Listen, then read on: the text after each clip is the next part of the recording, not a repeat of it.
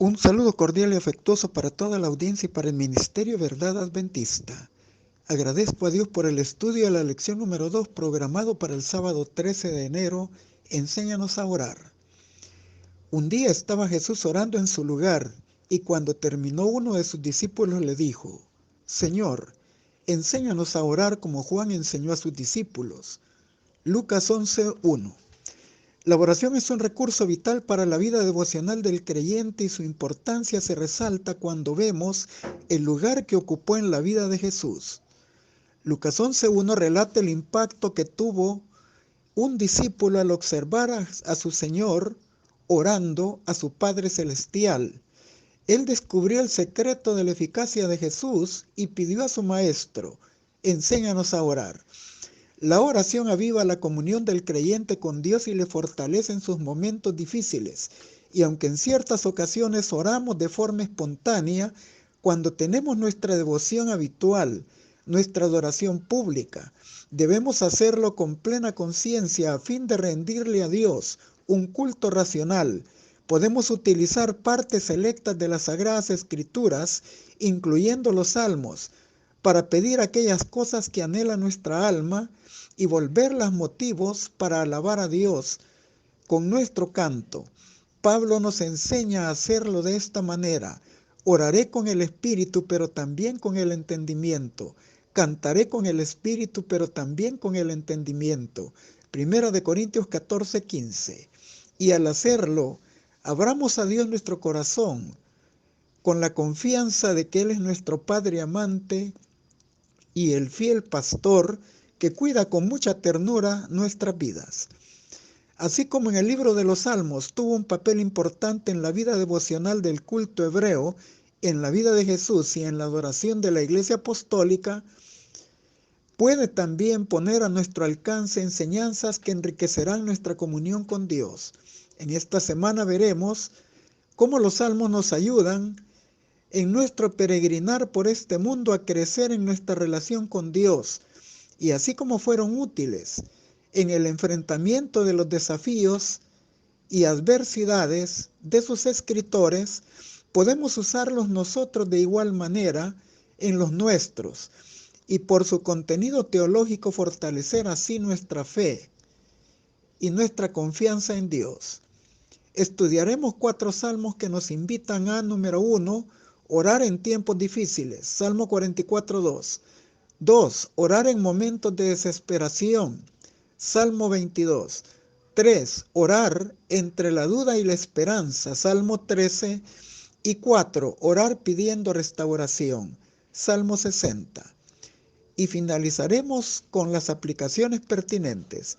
Comenzamos con orar en tiempos difíciles basados en el Salmo 44. En nuestro mundo caído e imperfecto, el estudio de los salmos nos ayuda a comprender el papel que desarrollan las virtudes activas que amamos, como las virtudes pasivas que desechamos. Las virtudes activas son el estudio de la Biblia, la oración y el servicio activo, pero las pasivas son las adversidades y los sinsabores de la vida. Se presentan aquí 2 caras de la misma moneda, y el papel en el proceso de refinamiento y purificación de nuestro carácter cristiano se vuelve inevitable. ¿Quién de nosotros no quisiera ver buenos días y prosperidad permanente en la vida? Rehuimos a la adversidad y pareciera que olvidamos que vivimos en un mundo imperfecto y usurpado por Satanás, cuyo placer es hurtar, matar y destruir. Juan 10:10. Pero la realidad es que las dificultades vienen a visitarnos y aún a quedarse por mucho tiempo. Y Jesús dijo a sus discípulos: estas cosas os he hablado para que en mí tengáis paz. En el mundo tendréis aflicción, pero confiad, yo he vencido al mundo. Juan 16:33. Y Pablo también dijo: todos los que quieran vivir vidas piadosas en Cristo Jesús padecerán persecución. Segunda de Timoteo 3:12. Pero además de lo anterior, el estudio del libro de los Salmos provee una puerta de esperanza, porque así como Dios estuvo presente con su pueblo en el pasado, sigue activo y está dispuesto a ayudarnos en el presente. y con su ayuda podremos discernir a la luz de la obra salvífica de Jesús en la cruz y su obra actual en el santuario celestial, la confirmación de vivir una vida religiosa verdadera, en una experiencia gozosa, consagrando todas nuestras facultades para expresar a Dios nuestro tributo de alabanza por los beneficios de su gracia, conscientes de que la rectitud del justo pronto será recompensada y su vida consagrada a Dios producirá no solo satisfacción en este tiempo, sino en el mundo venidero. Y sabemos que los sufrimientos al fin terminarán en la segunda venida de Cristo, cuando establezca su reino de justicia eterna. Y así juntos con el salmista podemos decir: bendice alma mía Jehová, y bendiga todo mi ser su santo nombre. Bendice alma mía Jehová, y no olvides ninguno de sus beneficios. Salmo 106, 1. La lectura de los salmos nos proporciona de manera asombrosa cómo los escritores en sus momentos difíciles pudieron preguntarle a Dios el por qué y el para qué les azotaban las amenazas y las dificultades. Comenzaremos nuestro estudio aplicando el Salmo 44, uno de los 11 salmos de los hijos de Coré, un grupo piadoso y talentoso de cantores que hacían los servicios en el tabernáculo en la época del rey David, y donde se resalta la hermosura del Señor y su bondad con Israel. En los primeros 8 versículos de este salmo se evoca la edad de oro de Israel, cuando entró en posesión de la tierra de Canaán. Sus hazañas eran conocidas de generación en generación, pero a diferencia de otros registros donde usualmente solo contamos la versión de los hechos más convenientes a los intereses de una nación y se ocultan hechos reprochables, la Biblia ofrece las dos caras de la moneda con una gran transparencia. Ofrece un relato fidedigno de la vida real de los personajes y del pueblo de Israel durante más de 4000 años en la historia del Antiguo Testamento, de los cuales 1500 años fueron registrados en el libro de los Salmos.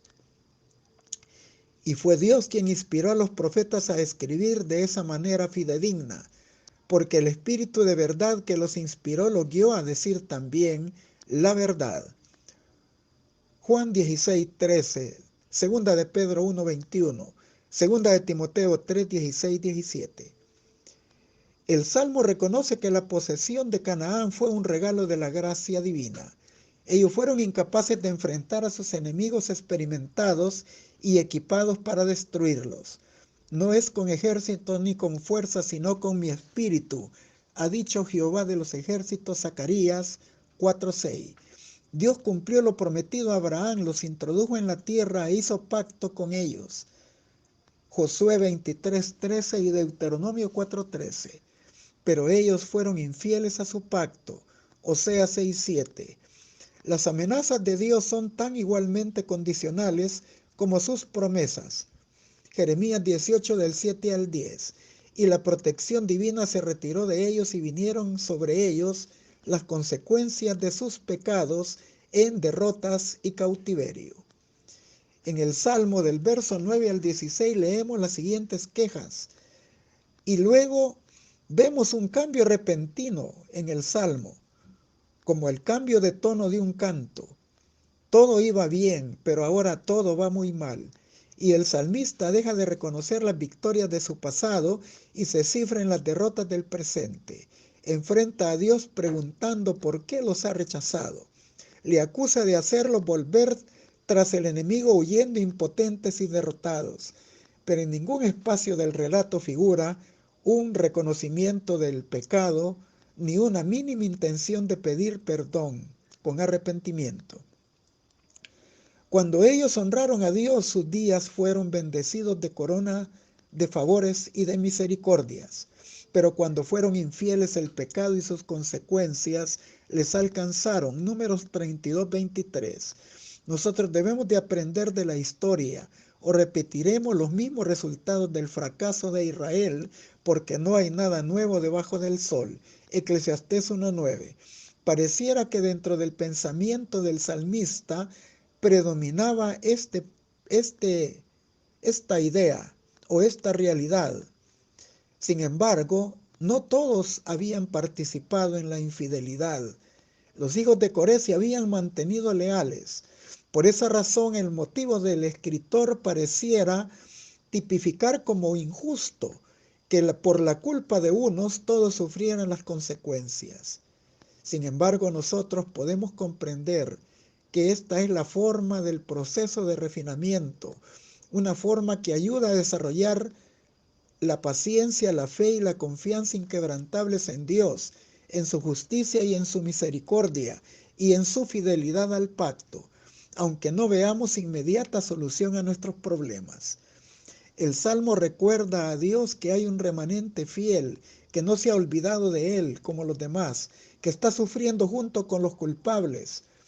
Y al ver el escenario completo, nosotros podemos también ver el propósito de las pruebas. Pablo utiliza el Salmo para comparar estas pruebas como una leve tribulación momentánea en comparación con el eterno peso de la gloria venidera. Y en Romanos 8:35 él pregunta y a la vez responde: ¿quién nos separará del amor de Cristo?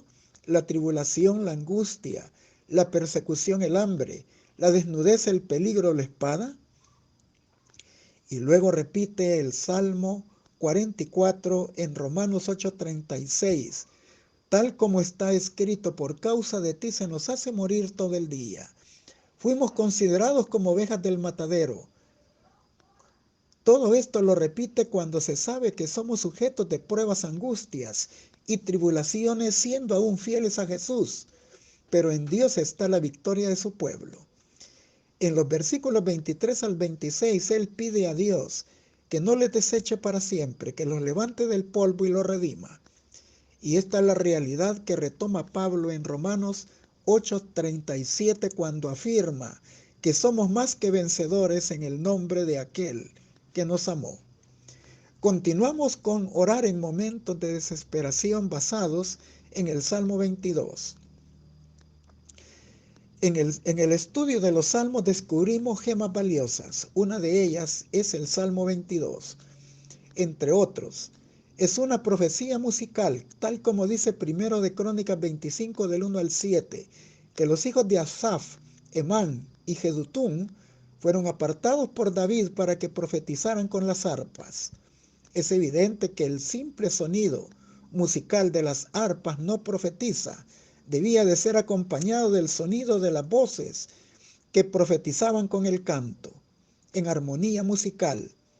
Por lo tanto, no solo es un salmo profético, está también el Salmo 22 categorizado como un salmo de lamentaciones de David, que describe en su primera parte las experiencias del dulce cantor de Israel, pero especialmente es una profecía mesiánica que describe la humillación de Cristo desde su encarnación hasta su pasión y muerte vergonzosa en la cruz.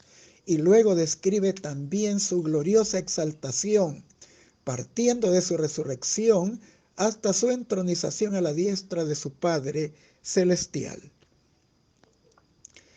La primera parte del Salmo 22 abarca los sufrimientos de la etapa de humillación, desde que comienza el abandono de la presencia del Padre celestial, lo cual se sintió más honda y profundamente en el momento de su inminente muerte, ya que ningún ser humano puede alcanzar a comprender a plenitud lo que sufrió Jesús, quien había dicho en Juan 10:30, el Padre y yo uno somos, pero ahora agonizando a un paso de la muerte, cuando todo ser humano desea la compañía de sus seres amados para luego partir a su descanso. Jesús fue abandonado por su Padre Celestial en ese momento crucial donde Él era el divino portador de todos los pecados del mundo. En ese momento no tuvo el privilegio de acudir a su Padre como solía hacer en busca de refugio en cada momento de su vida. ¿Y por qué lo experimentó? Dios quiso quebrantarlo, sujetándole a padecimiento, Isaías 53:10, y Él lo sufrió por amor a nosotros, siendo aún pecadores. Romanos 5:8. Por esa causa exclamó en la cruz: Dios mío, ¿por qué me has desamparado? Y esa separación que quebrantó su corazón la experimentará el pecador impenitente en el cierre del tiempo de la gracia, cuando caiga sobre él el peso de las consecuencias de sus pecados y no haya mediador que interceda por él, ni Espíritu Santo que pueda convencerlo de su necesidad del bálsamo divino, porque ya no habrá tiempo de gracia, cuando ya no se producirá ninguna convicción como lo solemos aprovechar ahora. En una condición tal se consideró lo más bajo en el Getsemaní, dirigiéndose ahora a su Padre colgado en la cruz, como cualquiera de nosotros que se siente separado de Dios. Ya no le llama Padre, sino que le llama Dios mío, ¿por qué me has desamparado? Veamos algunas de esas expresiones. Verso número 6. Porque yo soy gusano y no hombre, oprobio y despreciado de los pueblos y de los hombres. La angustia de la separación se combina también con los insultos, las burlas y el desprecio de los enemigos en el verso 7 y 8. Todos se burlan de mí, tuercen la boca y menean su cabeza diciendo: se encomendó al Señor, líbrelo él, sálvelo, pues en él se complacía. Algo digno de comentar es la respuesta que Cristo da en el Evangelio de Lucas 23:34. Padre, perdónalos, porque no saben lo que hacen. Si él no hubiera dicho estas palabras, la multitud habría sido culpable de pecado imperdonable. Pero por eso pidió a su Padre que los perdonara, y sabemos que hubo un centurión que traspasó su costado y luego se convirtió, así como un ladrón penitente crucificado junto a él. La frase del verso 14 dice: he sido derramado como el agua.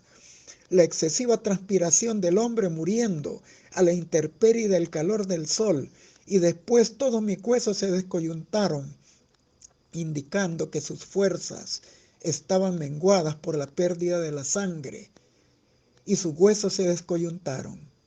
Y añade: mi corazón fue como cera. Él murió a causa de un corazón quebrantado, y la ciencia lo confirma por los símbolos o los síntomas que registra Juan 19:34, cuando su costado fue herido y brotaron de él sangre mezclada con agua. Luego en el verso 19 y 20, mas tú, oh Señor, no te alejes, fortaleza mía, apresúrate a socorrerme. Aquí estaba profetizando su confianza en la salvación que le daría a su Padre Celestial, y tal como lo dice Lucas 23:46,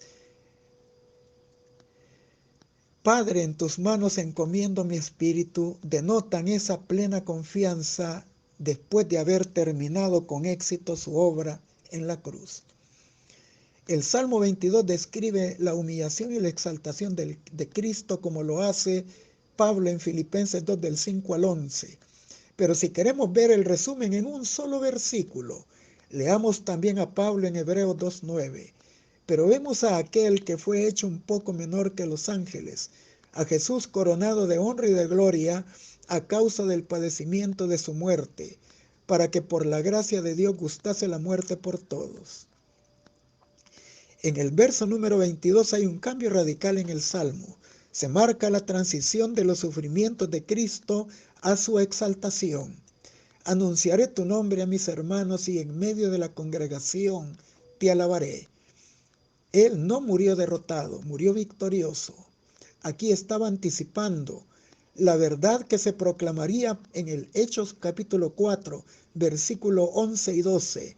Y en ningún otro hay salvación, no hay otro nombre bajo el cielo dado a los hombres en que podamos ser salvos. Y ese nombre será exaltado en el cielo, en la tierra y debajo de la tierra. Y en el verso 31 dice: vendrán y anunciarán su justicia a pueblo aún no nacido. Anunciarán todo lo que él hizo esto. ¿Y cómo anunciarán su justicia? Por su victoria en la cruz sobre el diablo, la muerte y el pecado. Su ministerio terrenal se cumplió por completo en su muerte en la cruz y nos propugnó una justicia que satisface a un Dios santo y nos da la esperanza de salvación y de la vida eterna. El Salmo 22 nos enseña a mirar más allá de nuestra situación actual y por la fe ver el momento en que nuestra vida se restaura por la gracia divina. El cambio que hace del lamento a la alabanza sugiere que ha habido una metamorfosis en nosotros por la gracia al recibir el consuelo y la salvación divinas. Continuamos con orar entre la duda y la esperanza basados en el Salmo número 13. Este salmo es una lamentación de David en su favor y por todo su pueblo que se sienten abandonados por Dios. En los versos 1 y 2 reclama la ausencia divina y su tardanza ante su súplica, que fortalece a sus enemigos y también alimenta su perplejidad y su duda, y no sabe qué hacer porque le falta la dirección divina.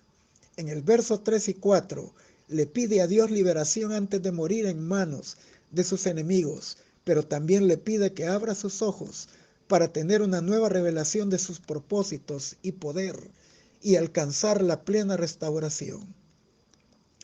Al igual que David, nosotros podemos entrar en episodios depresivos de desaliento, de desesperación y de falta de la presencia divina y su sabia dirección. Y cuando nuestras oraciones parecieran no obtener inmediata respuesta, malinterpretamos al igual que él que Dios no presta atención a las súplicas. Sentimos con mayor intensidad malos pronósticos sobre la salud, la economía y perdemos el equilibrio y armonía familiar, laboral y eclesiástica. Cuando la fe es probada y tiene que sobreponerse entre las densas tinieblas, y solo podemos recordar las promesas dulces de Dios, aunque no veamos solución y solo nos queda esperanza. En esos momentos necesitamos pedir el colirio del Espíritu Santo y discernir con claridad cuál es el propósito divino y tener una nueva visión de Dios y de su carácter amante, misericordioso, para que renazca en nuestro corazón la paz, el gozo espiritual y obtengamos lo que anhelamos. Ante estas circunstancias, la lectura de los salmos en las experiencias de los salmistas nos trasladan a una asombrosa realidad, la que no somos los únicos en el tiempo y en el espacio y en el mundo que tenemos pruebas y dificultades, pero que al igual que ellos podemos descargar toda nuestra ansiedad en Dios, porque Él tiene cuidado de nosotros. Primera de Pedro 5:7, y nos dará liberación oportuna. Continuamos con orar pidiendo restauración en el Salmo número 60. En los primeros 5 versículos de este Salmo, David proclama la victoria concedida a su general Joab contra los ejércitos de Edom. Las causas de esta invasión moabita no estaban a la vista humana, pero la vulnerabilidad del hombre se empodera cuando goza de prosperidad absoluta en apariencia. Segundo libro de Samuel del 8 del 1 al 14, el 10-14 y primero de Crónicas 18 del 1 al 13 y primero de Reyes 11 menciona las múltiples victorias de David, así como ocurrieron con las victorias de Moisés, que se registraban para ser un testimonio delante del pueblo, según Deuteronomio 31:19. David sobreestimó su confianza propia, mientras concentraba todos sus ejércitos al lado norte en su lucha con Asiria, y recibe sorpresivo ataque de Moab por el lado sur. Y el pueblo, junto con el rey, culparon a Dios de la derrota. David estaba afanado en reconquistar los territorios que no pudo tener Josué, sin meditar en cuáles fueron los episodios de intermitencia entre la lealtad y la apostasía del pueblo, aún en la época del rey Saúl, que impidieron su avance. Y llegamos a la conclusión de que no fue en realidad Dios quien los desechó, sino que fueron ellos los que en el tiempo de Samuel pidieron un rey y se les concedió a Saúl, quien no dio la medida de fidelidad esperada. David atribuye su derrota al retiro de la protección divina, pero no menciona en su relato la causa, ni arrepentimiento ni súplica de perdón por el pecado. Esto nos invita a escudriñar nuestros corazones y percibir si las derrotas sufridas se atribuyen a problemas espirituales. David, en su afán de penetrar nuevos territorios, descuidó las áreas de su reino que pensó que estaban a salvo y seguras. Al igual que David, cada año planificamos ampliar los dominios del reino, alcanzar nuevos territorios, pero debemos de ser cuidadosos de no descuidar los principios espirituales sobre los cuales descansa la verdadera seguridad de la iglesia, la lealtad y una estrecha comunión con Dios. El impacto sorpresivo del ataque fue tan devastador como un terremoto de gran magnitud. Los edomitas pretendieron dividir el reino, socavando sus fundamentos.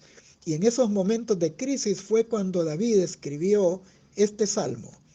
Sin cavilar, hace lo que siempre ha hecho en tiempos de crisis, buscar a Dios, porque Dios puede neutralizar los ataques del enemigo. Cuando el enemigo venga como un río, Jehová levantará bandera sobre él. Isaías 59:19. Y Jehová Nisi es el estandarte de su pueblo, y no permitirá que su nombre sea humillado. Y aunque Joab era un guerrero calificado y experimentado, la confianza de David no estaba puesta en él, sino en Jehová. Y él le daría una asombrosa victoria, como lo describen estas palabras del segundo libro de Samuel, capítulo 7, del 9 al 11. He estado contigo donde quiera que has ido, y he exterminado delante de ti a todos tus enemigos. Ahora haré grande tu nombre como los nombres de los hombres más grandes de la tierra, y proporcionaré un lugar para mi pueblo Israel, y los plantaré para que puedan tener un hogar propio y no ser molestos más. Los malvados no los oprimirán más, como lo hicieron al principio y lo han hecho desde el tiempo en que puse líderes sobre mi pueblo Israel. Yo también os haré descansar de todos vuestros enemigos. Y el remanente escatológico puede ver en este relato el reflejo cuando se vea amenazado y rodeado de enemigos, cuando vea que la apostasía impera en todo el mundo, y en donde muchos interpretarán que la iglesia está por caer, pero no caerá, porque quien la sostiene es Dios. Y Apocalipsis 17:14 dice: pelearán contra el Cordero, pero el Cordero los vencerá, porque es Señor de señores y Rey de reyes, y los que con él están son llamados y elegidos y fieles. Y aunque nuestra situación presente no sea la de una extrema calamidad, como la relatada en este salmo, podemos ser bendecidos por su estudio si pedimos a Dios la capacidad de ser instrumentos suyos para traer alivio a los que sí en realidad están en dificultades extremas y volvernos semejantes a Jesús, ayudando al necesitado. Finalizamos con las aplicaciones pertinentes. En la palabra de Dios se registran las luchas, las derrotas y las victorias de los mayores hombres que el mundo haya conocido jamás. En ella se desarrollan los grandes problemas del deber y del destino. Se levanta la cortina que separa el mundo visible del invisible y presenciamos el conflicto entre el bien y el mal, desde la primera entrada del pecado hasta el triunfo final de la rectitud y de la verdad. Y todo ello no es sino una revelación del carácter divino, es la contemplación reverente de sus verdades presentadas en la palabra. La mente entra en comunión con la mente infinita, y en un estudio tal no solo purificará y ennoblecerá el carácter, sino que inevitablemente ampliará y fortalecerá las facultades mentales. Reflejemos a Jesús, página 107. Presentad a Dios tus necesidades, tus gozos, tristezas, tus cuidados y temores. No puedes agobiarle ni cansarle. El que tiene contados los cabellos de tu cabeza no es indiferente a tus necesidades, porque el Señor es muy misericordioso y compasivo. Su amoroso corazón se conmueve por nuestra tristeza y aún por nuestra presentación de ellas. Llevarle todo lo que confunda tu mente. Ninguna cosa es demasiado grande que no pueda soportar. Sostiene los mundos y gobierna los asuntos del universo. Ninguna cosa que de alguna manera afecte vuestra paz es tan pequeña que no la note. No hay en nuestra experiencia ningún pasaje oscuro que Él no pueda leer, ni perplejidad tan grande que no pueda desenredar.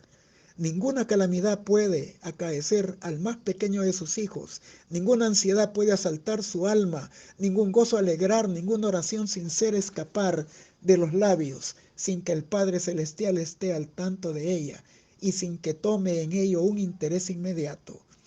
Él sana y venda las heridas de su pueblo. Las relaciones entre Dios y cada alma son tan claras y plenas como si no hubiese otra alma en la tierra a quien brindar su cuidado, o otra alma a la cual hubiera dado a su Hijo para salvarla. El camino a Cristo, página 100. Por la aflicción, Dios nos revela los puntos infectados de nuestro carácter, para que por su gracia podamos vencer nuestros defectos. Nos son revelados los capítulos desconocidos de nuestra vida y nos llegan las pruebas que nos harán aceptar o rechazar la reprensión y el consejo divinos. Cuando somos probados no debemos agitarnos y quejarnos, no debemos rebelarnos ni acongojarnos hasta escapar de la mano de Dios. Debemos humillar nuestra alma delante de Él. Los caminos del Señor son oscuros para aquel que desea ver las cosas desde un punto de vista agradable para sí mismo. Parecen sombríos y tristes para nuestra naturaleza humana, pero los caminos de Dios son caminos de misericordia y cuyo fin es la salvación. El deseo de toda la gente es página 268. Les deseo un feliz sábado en la bendita presencia de nuestro Dios.